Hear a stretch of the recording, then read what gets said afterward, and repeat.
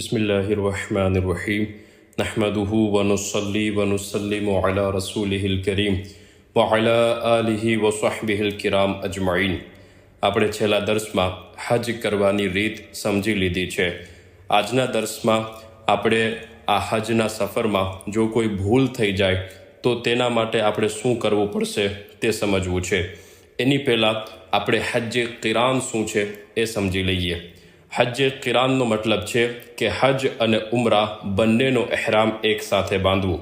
તો હજ કિરાન માટે શરત એ છે કે ઉમરાહના તવાફના 4 ચક્કર વકૂફે અરફાતની પહેલાં હોવા જોઈએ।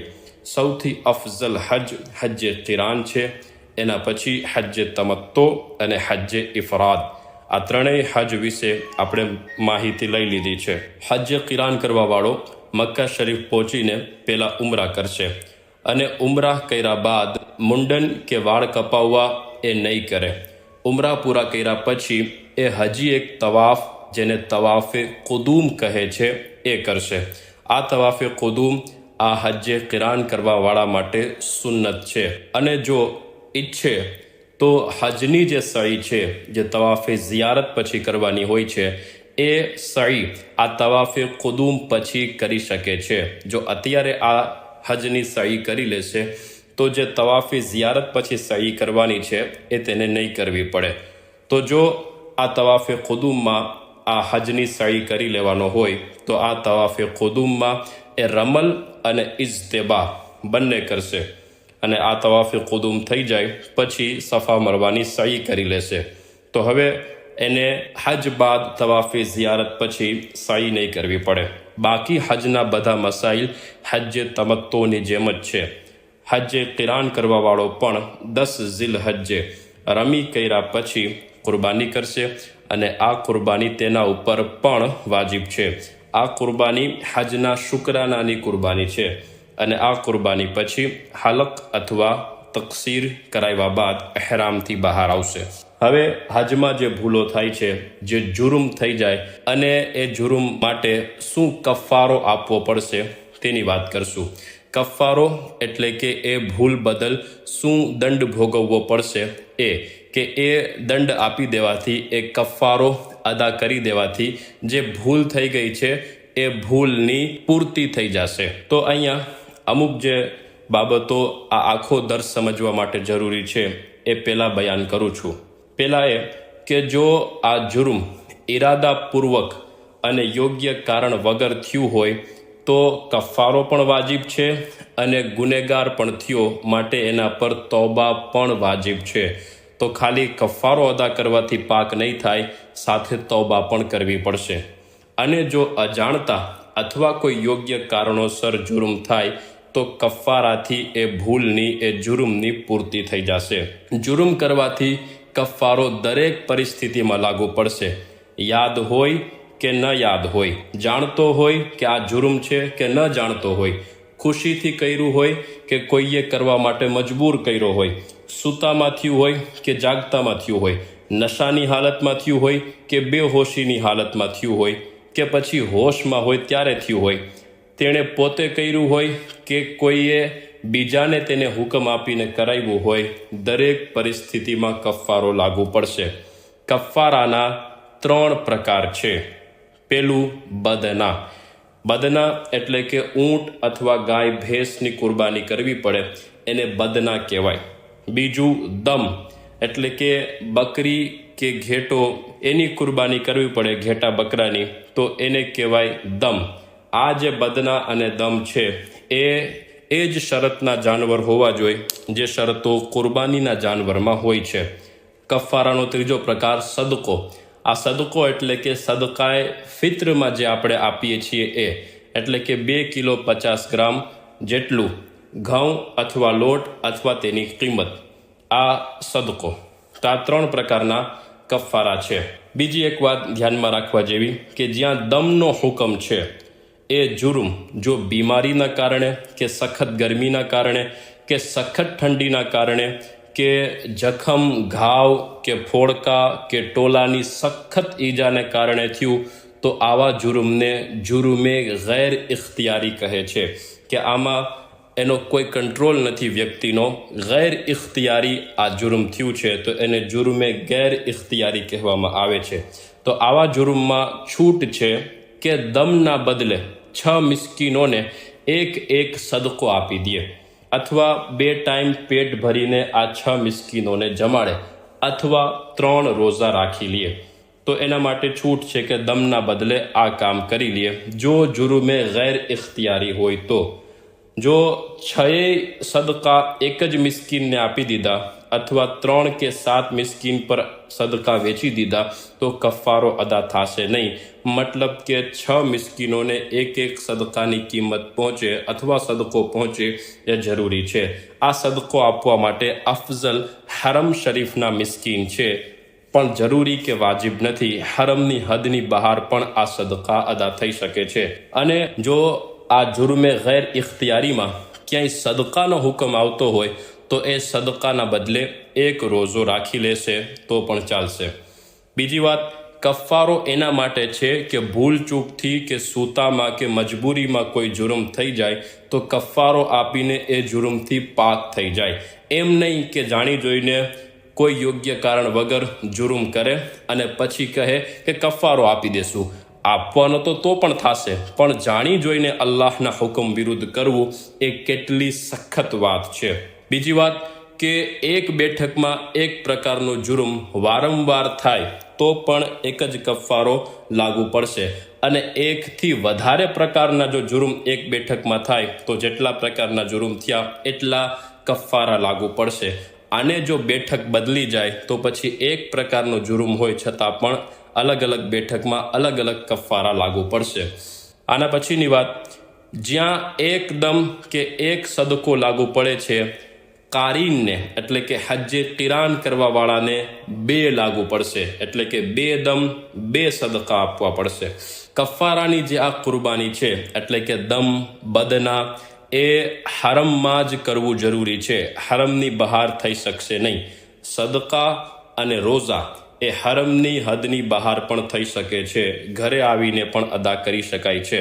હજના શુકરાનાની જે કુરબાની છે, જે હજ બાદ હાજી શુકરાનાની કુરબાની અદા કરે છે, એ કુરબાનીમાંથી પોતે પણ ખાઈ શકે છે, માલદારો પણ ખાઈ શકે છે, અને મોહતાજો અને મિસ્કીનોને પણ આપી શકાય છે. પણ જે આ કફારાની કુરબાની છે એ ફક્ત મોહતાજો અને મિસ્કીનોનો હક છે, એમાંથી પોતે પણ નહીં ખાઈ શકે, માલદારોને પણ નહીં આપી શકાય. આના પછીની વાત, કફારામાં જ્યારે રોજા રાખવાના હોય તો એ રોજા માટે શરત છે કે એ રોજાની નિયત સુબહે સાદિકથી પહેલાં કરી લે, અને નિયતમાં કયા કફારાનો આ રોજો રાખીએ છીએ એ ચોખવટ પણ જરૂરી છે.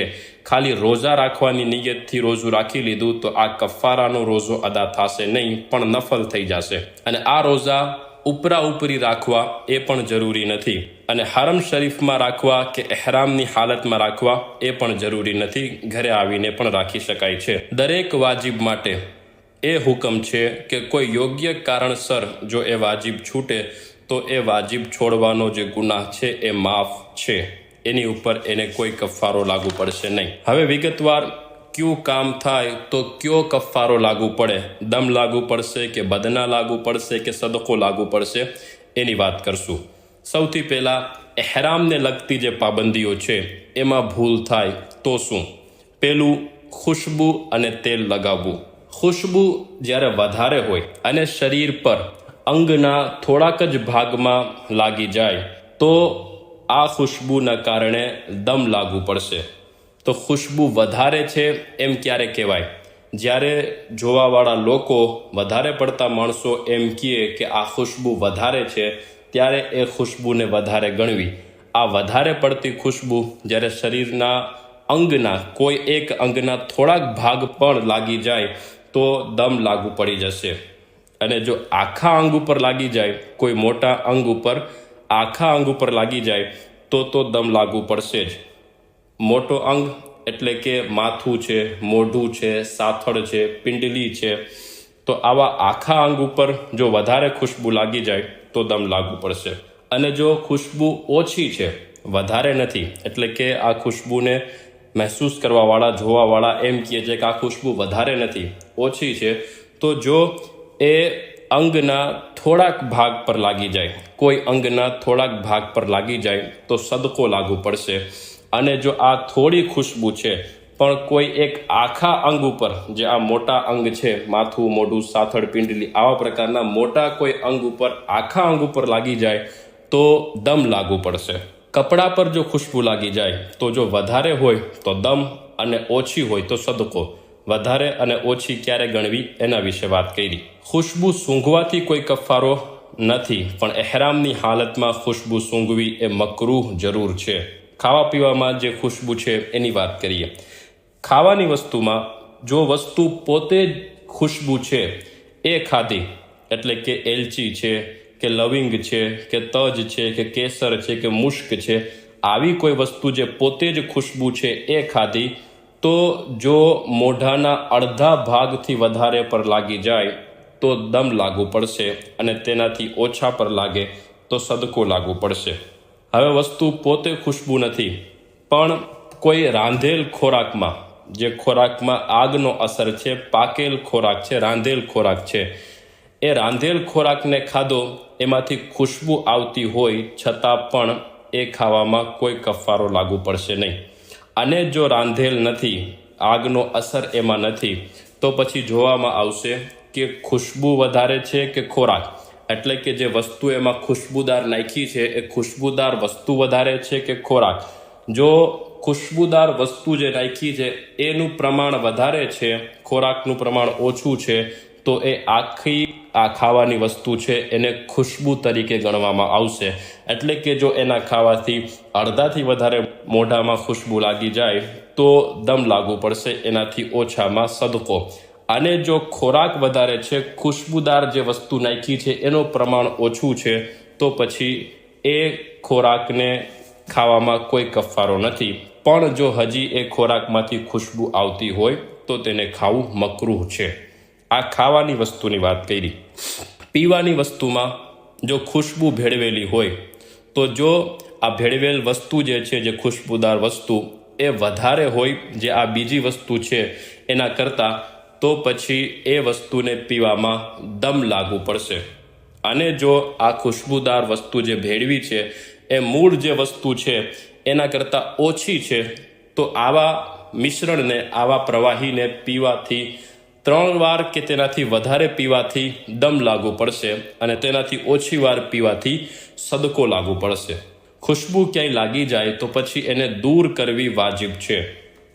જો કફારો અદા કરી દીધો અને કફારો અદા કર્યા પહેલાં આ ખુશ્બુ દૂર ના કરી, મતલબ કે કફારો અદા કર્યા પછી પણ આ ખુશ્બુ લાગેલી છે, તો આ કફારા પછી વળી પાછો બીજો કફારો નવેસરથી લાગુ પડશે. મતલબ કે પહેલાં જે ખુશ્બુ લાગેલી છે એ દૂર કરે અને પછી કફારો અદા કરે. તલ અને જૈતુનનો જે તેલ છે એનો હુકમ ખુશ્બુ જેવો છે. મતલબ કે જે આપણે બયાન કર્યો કે શરીરમાં અંગ ઉપર કેટલું લાગી જાય તો શું હુકમ લાગુ પડે, કપડા પર કેટલું લાગી જાય તો શું હુકમ લાગુ પડે, એ મુજબ તલ અને જૈતુનના તેલનો હુકમ લાગુ પડશે. પણ જો આ તલ ને જૈતુનના તેલને ખાવામાં ઉપયોગ કરવામાં આવે કે નાકમાં નાખવામાં આવે કે જખમ પર લગાડવામાં આવે કે કાનમાં નાખવામાં આવે તો એમાં કોઈ કફારો સદકો લાગુ પડશે નહીં. આ વાત થઈ ખુશ્બુ અને તેલ બાબતમાં. એહરામની જે બીજી પાબંદી છે, સીવેલા કપડાં પહેરવા, એમાં જો ભૂલ થાય તો શું? એમાં નિયમ એવો છે કે સીવેલા કપડાં જો પૂરા 4 પહેર, એટલે કે આખો દિવસ 8 પહેરનો હોય છે, એના અડધા 4 પહેર, એટલે સામાન્ય ભાષામાં 12 કલાક સુધી જો પહેર્યા તો દમ વાજિબ થઈ જશે, દમ લાગુ પડશે. અને એનાથી ઓછામાં પછી ભલે થોડીક જ વાર પહેર્યા હોય, એક ક્ષણ માટે જ કેમ નથી, તો પણ સદકો લાગુ પડશે. અને જો પૂરા 12 કલાક સુધી હોય તો દમ લાગુ પડશે. મોઢું કે માથું જે ખુલ્લું રાખવાનો હુકમ છે એ બાબતમાં શું ડિટેલ છે એ જાણીએ. મોઢું કે માથું એનો ચોથો ભાગ કે તેનાથી વધારે જો 12 કલાક સુધી ઢાંકેલું રહ્યું તો દમ લાગુ પડશે. અને 12 કલાકથી ઓછું જો ઢાંકેલું રહ્યું તો સદકો લાગુ પડશે. અને જો ચોથા ભાગથી ઓછું ઢાંકેલું છે તો જો 12 કલાક સુધી ઢાંકેલું રહ્યું તો સદકો, અને 12 કલાકથી ઓછું જો આ ચોથા ભાગથી ઓછું ઢાંકેલું રહ્યું મોઢું કે માથાનું તો એમાં કોઈ કફારો નથી. કફારો નથી, પણ જો જાણી જોઈને હોય તો ગુનાહ જરૂર લાગુ પડશે. હાથમાં કોઈ કપડું છે અને એ કપડા સાથે નાક પર હાથ રાખ્યો તો કફારો તો લાગુ નહીં પડે, પણ મકરૂહ જરૂર છે, ગુનાહ જરૂર છે. પગની જે ઉભરેલી હાડકી છે એ છુપાઈ જાય એવી રીતના ચપ્પલ કે બૂટ પહેરવા, હેરામની હાલતની વાત થાય છે. તો જો આ પૂરી 12 કલાક સુધી આવી રીતના ચપ્પલ કે બૂટ પહેર્યા તો દમ લાગુ પડશે, એનાથી ઓછામાં સદકો લાગુ પડશે. ત્રીજી હાલત એહરામની જે કન્ડિશન હતી એ વાળ દૂર ન કરવા. તો આ બાબતમાં શું ડિટેલ છે એ જાણીએ. માથા કે દાઢીના ચોથા ભાગના કે તેનાથી વધારે વાળ દૂર કર્યા તો દમ લાગુ પડશે, એનાથી ઓછા દૂર કર્યા તો સદકો લાગુ પડશે. આખી ગરદન કે એક આખી બગલ સાફ કરી તો દમ લાગુ પડશે અને તેનાથી ઓછામાં સદકો લાગુ પડશે. આ જ હુકમ દૂટી નીચેના વાળનો છે. જો આખા સાફ કર્યા તો દમ લાગુ પડશે, એનાથી ઓછામાં સદકો લાગુ પડશે. માથું, દાઢી, ગરદન, બગલ અને દૂટી નીચેના વાળ, આ સિવાયના જે બાકી બધા અંગોના વાળ છે એ જો કોઈ કારણોસર તૂટી જાય તો સદકો લાગુ પડશે. વૂઝુ કરવામાં કે ખંજવાળવામાં વાળ ખરી જાય તો સદકો લાગુ પડશે. પણ હા, જો આ હાથ અડાડ્યા વગર એમનેમ એની મેળે વાળ ખરી જાય કે પછી બીમારીના કારણે વાળ ખરી જાય તો એમાં કોઈ કફારો લાગુ પડશે નહીં. ઔરત ચોથા ભાગના વાળ કે તેનાથી વધારે વાળ એક વેઢા બરાબર કાપે તો દમ લાગુ પડશે, તેનાથી ઓછામાં સદકો લાગુ પડશે. એક એહરામ પહેરેલો વ્યક્તિ છે એ બીજા એહરામ પહેરેલા વ્યક્તિના વાળ કાપે તો જેના વાળ કાપ્યા છે એની ઉપર તો લાગુ પડશે જ, પણ જે આ કાપવાવાળો વ્યક્તિ છે એણે પણ સદકો આપવો પડશે. અને જો આ એહરામ પહેરેલ વ્યક્તિએ કોઈ સામે જે એહરામ નથી પહેરેલો એવા વ્યક્તિના, ગેર મુહરીમના જે એહરામની હાલતમાં નથી એના વાળ કાપ્યા તો કંઈક સદકો કરે, ખૈરાત કરે. અને જો કોઈ ગેર મુહરીમે એટલે કે જે એહરામની હાલતમાં નથી એણે કોઈ એવા વ્યક્તિના વાળ કાપ્યા જે એહરામની હાલતમાં છે તો ઓલો એહરામની હાલતમાં જે છે એના પર તો જે નિયમ લાગુ પડતા હોય પડશે જ, પણ જે આ કાપવાવાળો છે જે એહરામની હાલતમાં નથી એના ઉપર પણ સદકો લાગુ પડશે. એહરામની ચોથી કન્ડિશન નખ કાપવા. એમાં વિગત આ મુજબ છે કે એક હાથ કે એક પગના 5 નખ એક સાથે કાપ્યા કે પછી 20 નખ એક સાથે કાપ્યા તો એકદમ લાગુ પડશે. અને જો કોઈ હાથ કે પગના પૂરા 5 નખ નથી કાપ્યા તો દરેક નખના બદલે એક સદકો લાગુ પડશે, ત્યાં સુધી કે દરેક હાથ પગના 4 નખ કાપ્યા તો 16 સદકા આપશે. અને એક બેઠકમાં એક હાથના 5 નખ કાપ્યા, બીજી બેઠકમાં બીજા હાથના 5 નખ કાપ્યા તો આ બેઠક બદલવાના કારણે હવે એના ઉપર 2 દમ લાગુ પડશે. અને બીજા કોઈ વ્યક્તિના જ્યારે નખ કાપે તો જે હમણાં ઉપર વાળ કાપવામાં જે વિગત બયાન કરી એ જ મુજબ અહીંયા પણ વિગત છે. 5મું, મુબાશરતે ફાહિશા એટલે કે મર્દ પોતાની શરમગાહ ઉત્તેજિત અવસ્થામાં ઔરતની શરમગાહ સાથે અડાડે અથવા મર્દની શરમગાહ સાથે ઉત્તેજિત અવસ્થામાં અડાડે અથવા ઓરત આ કામ કરે તો એને મુબાશરતે ફાહિશા કહેવાય. એહરામની હાલતમાં મુબાશરતે ફાહિશા અથવા તો શારીરિક ઉત્તેજના સાથે ચુંબન કે બગલગીર થવું કે અડવું એના કારણે દમ લાગુ પડશે, સ્ખલન ન થાય છતાં પણ. અને જો ઉત્તેજના સાથે નથી તો કોઈ કફારો લાગુ નહીં પડે. પુરુષના આ કામથી જો ઔરતને પણ સુખ અનુભવાય તો ઔરત પણ દમ આપે. હસ્ત મૈથુનથી જો સ્ખલન થઈ જાય તો દમ લાગુ પડશે, નહીં તો જો સ્ખલન ન થાય તો આ કામ મકરૂહ છે, કફારો નથી. સ્વપ્ન દોષથી કોઈ કફારો લાગુ પડશે નહીં. સંભોગમાં શું વિગત છે એ જાણીએ. સંભોગ વુકૂફે અરફાતથી પહેલાં હોય, સંભોગ જો વુકૂફે અરફાતથી પહેલાં હોય તો હજ ફાસિદ થઈ જશે, એટલે કે હજ તૂટી જશે. હવે જો કોઈને આવું થયું તો એ હજની જેમ જ બધા કામ પૂરા કરે, પછી દમ આપે અને આવતા વર્ષે એણે આ હજની કઝા કરવી પડશે. ઔરત માટે પણ આ જ હુકમ ત્યારે ને ત્યારે બીજો એહરામ બાંધીને એ હજ અદા નહીં કરી શકાય. એના માટે જરૂરી છે કે આવતા વર્ષે એની કઝા કરે. અને જો વુકૂફ પહેલાં સંભોગ નથી, વુકૂફ બાદ છે, પણ હલક પહેલાં છે, હલક કસર કરાવે, મુંડન કરાવે એની પહેલાં છે, તો એમાં બદ ના લાગુ પડશે. એટલે કે ઊંટ, ગાય, ભેંસ આવા કોઈ મોટા જાનવરની કુરબાની કરવી પડશે. અને હલક બાદ છે પણ તવાફે ઝિયારત પહેલાં, તવાફે ઝિયારતના 4 ચક્કર પહેલાં, તો આ કેસમાં દમ લાગુ પડશે. અને બહેતર અહીંયા પણ બદનાની કુરબાની કરવી છે. અને જો તવાફના 4 ચક્કર બાદ સંભોગ થાય તો એમાં કોઈ કફારો નથી. એહરામની હાલતની બીજી એક પાબંદી છે ટોલા મારવા. તો જો વ્યક્તિ પોતાના શરીર પર કે કપડા પર જે ટોલા હોય એને મારે કે ફેંકી દે, તો એક ટોલામાં 1 રોટીનો ટુકડો સદકો કરે, 2 થી 3 ટોલા હોય તો 1 મુઠ્ઠી અનાજ સદકો કરે, અને તેનાથી વધારે જો હોય તો 1 સદકાએ ફિત્ર જેટલો સદકો કરે. બીજાના શરીર પર ટોલા હોય કે નીચે પડ્યા હોય તો તેને મારવાથી કોઈ કફારો લાગુ નહીં પડે.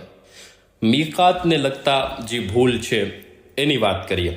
એહરામ વગર મક્કા શરીફ જવાવાળો જો મીકાતથી આગળ નીકળી જાય તો એના કારણે એના પર દમ લાગુ પડશે. મક્કા શરીફ હજ ઉમરાના ઈરાદાથી ન જતો હોય છતાં પણ તેના માટે મીકાતથી હજ અથવા ઉમરાહનો એહરામ બાંધવો જરૂરી છે. તો આ વ્યક્તિ વળી પાછો જો મીકાતે આવે અને મીકાતેથી એહરામ બાંધી લે તો એની ઉપર જે આ દમ લાગુ પડ્યું છે એ દમ સાકિત થઈ જશે, એટલે કે દમ આપવો નહીં પડે. ઉમરાહનો એહરામ હરમની અંદર બાંધે તો દમ લાગુ પડશે. ઉમરાહના એહરામ માટે હરમની હદની બહાર જવું પડશે. 10 થી 13 તારીખ સુધી હજ કરવાવાળા માટે ઉમરાહનો એહરામ બાંધવાની મનાઈ છે.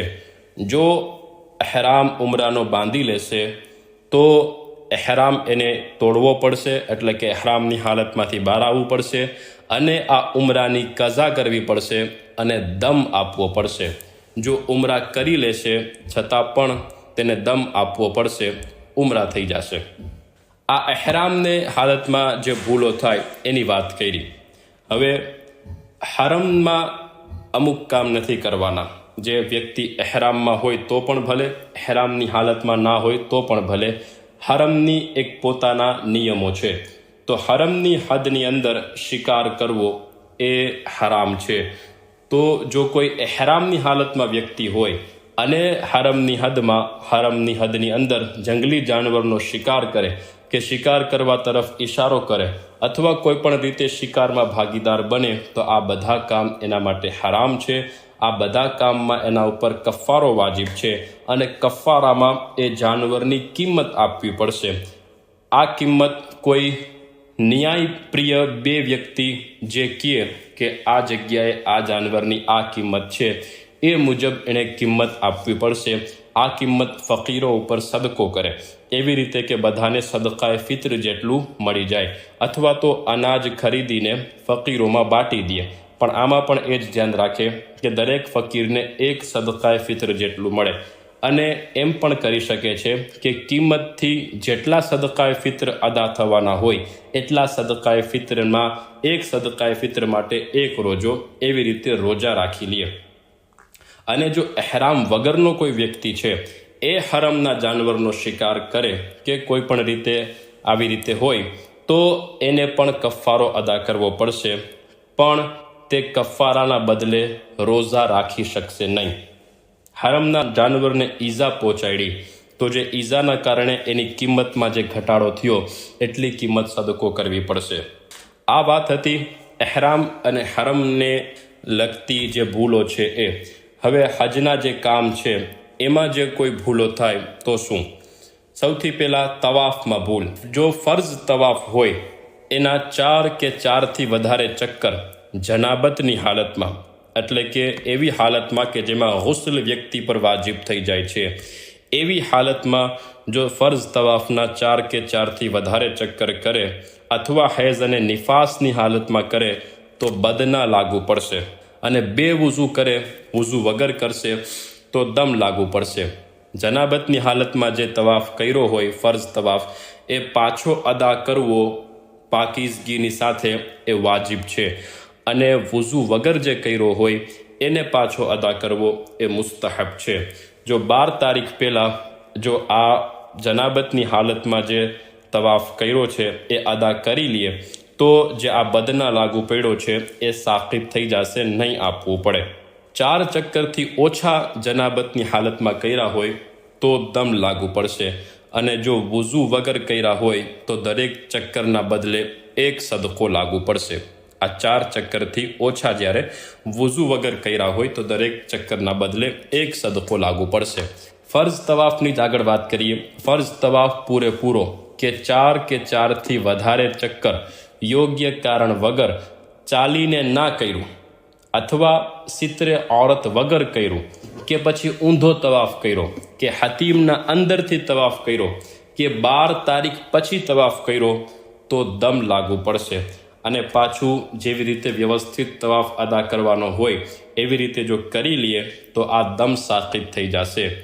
ફર્ઝ તવાફ સિવાય જે બીજા તવાફ છે એ બીજા કોઈ તવાફ 4 કે 4થી વધારે ચક્કર જનાબતની હાલતમાં કરે તો દમ લાગુ પડશે, અને વગર વુઝુએ કરે તો સદકા લાગુ પડશે. અને એનાથી ઓછા ચક્કર એટલે કે 4થી ઓછા ચક્કર જનાબતની હાલતમાં કર્યા તો દરેક ચક્કરના બદલે 1 સદકો. આ ફર્ઝ તવાફ સિવાયની વાત છે. અને જો પાછા આ ચક્કર જે જનાબતની હાલતમાં કે 2 વુઝુ વગરની હાલતમાં કર્યા છે એ જો પાછા અદા કરી લઈએ તો આ કફારો સાકિબ થઈ જશે. તવાફે રૂખસત વિદાયનો જે તવાફ છે એના 4 કે 4થી વધારે ચક્કર છોડી દીધા તો દમ લાગુ પડશે, અને 4થી ઓછા ચક્કર છોડી દીધા તો દરેક ચક્કરના બદલે સદકો આપવો પડશે. ઉમરાહના તવાફમાં 1 ચક્કર પણ છોડશે તો દમ લાગુ પડશે, દમ વાજિબ થઈ જશે, કારણ કે તેના 7 ચક્કર જરૂરી છે. અને જો 4 કે 4થી વધારે ચક્કર છોડી દેશે ઉમરાહના તો કફારો નથી, પણ એને આ ઉમરાહના ચક્કર અદા કરવા પડશે, નહીં તો ઉમરા જ નહીં થાય. નાપાક કપડામાં તવાફ મકરૂહ છે, પણ કોઈ કફારો લાગુ નહીં પડે. તવાફ બાદ સાઈમાં કોઈ ભૂલ થઈ જાય તેના માટે સાઈના 4 કે તેનાથી વધારે ફેરા યોગ્ય કારણ વગર છોડી દીધા, કે સવારી પર કર્યા, ચાલીને ના કર્યા તો દમ લાગુ પડશે.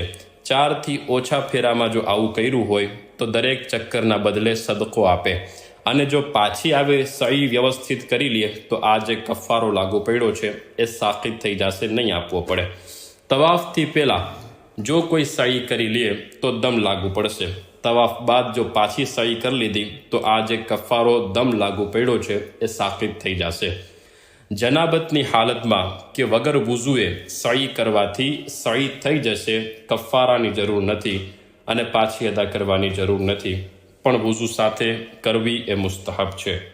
વુકૂફે અરફાતમાં જે ભૂલ થાય છે એ સૂરજ આથમે તે પહેલાં 9 તારીખનો સૂરજ આથમે તે પહેલાં અરફાતથી કોઈ વ્યક્તિ નીકળી જાય વગર કોઈ યોગ્ય કારણસર તો દમ લાગુ પડશે. વુકૂફે મુઝદલિફામાં જે ભૂલ થાય છે એ 10 તારીખની ફજર બાદ વુકૂફે મુઝદલિફા કરવાનું છે. એ જો કોઈ યોગ્ય કારણ વગર છોડી દે તો દમ લાગુ પડશે. રમીમાં જે ભૂલ થાય છે એ 3 દિવસ છે રમી કરવાની છે. પહેલા દિવસે 7 કાકરી, બીજા ને ત્રીજા દિવસે 21 કાકરી. તો એકેય દિવસની જો રમી કરી જ નહીં કે પછી કોઈ દિવસની અડધાથી વધારે કાકરી મારવાની છોડી દીધી તો દમ લાગુ પડશે. મતલબ કે પહેલા દિવસે 7 કાકરી મારવાની છે, એણે 4 કે 4થી વધારે છોડી દીધી તો દમ લાગુ પડશે. બીજા દિવસે 21 મારવાની છે તો 11 કે 11થી વધારે છોડી દીધી તો દમ લાગુ પડશે. આવી રીતે. અને જો કોઈ દિવસની રમી એ દિવસે કરવાના બદલે બીજા દિવસે કરે તો પણ દમ લાગુ પડશે. અને જો અડધાથી ઓછી કાકરીઓ મારવાની છોડી દીધી તો દરેક કાકરીના બદલે 1 સદકો આપે. એટલે કે પહેલા દિવસે 7 કાકરીઓ મારવાની હતી, એમાંથી 3 છોડી દીધી તો આ 3ના બદલે સદકો આપે. આના પછી કુરબાની અને હલકમાં જે ભૂલ થાય એના માટે હલક એ હરમની હદની અંદર થવું જોઈએ. તો જો હરમની હદની બહાર થાય કે પછી 12 તારીખ પછી થાય તો આમાં દમ લાગુ પડશે. અને હલક માટે એ પણ જરૂરી છે કે રમી અને કુરબાની પછી હોય. તો જો એની પહેલાં કરી નાખે કોઈ તો પણ દમ લાગુ પડશે. આ જ વસ્તુ કુરબાનીમાં કે રમી પછી કુરબાની થવી જરૂરી છે. રમી પહેલાં જો કુરબાની થઈ જાય તો દમ લાગુ પડશે, અને કુરબાની પહેલાં જો હલક થઈ જાય, કસર થઈ જાય તો દમ લાગુ પડશે.